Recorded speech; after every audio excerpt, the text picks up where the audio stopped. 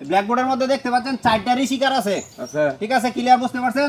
4টা ঋষিকার আছে। এই 4টা ঋষিকারের মধ্যে 4টা অক্ষর বসাইবেন। 4টা অক্ষর বসায় একটা জায়গার নাম বলে দিবেন। আমি কই পারবা? আপনি পারবেন? হ্যাঁ। তাহলে বলেন 4টা অক্ষর বসাইলে কি জায়গার নামটা হইব? এটা কোনো ব্যাপারই না। আকাশ পানি শিলি করি। শুনবে, আকাশবাণী শিলিগুড়ি।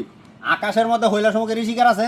আমার কথা হচ্ছে 4টা অক্ষর দেওয়া লাগবে। 4টা ঋষিকারের মধ্যে 4টা অক্ষর দিয়ে একটা জায়গার নাম হইব। আরে আমি বলতেছি হ্যাঁ, এটা লোক আমি বিবিসি।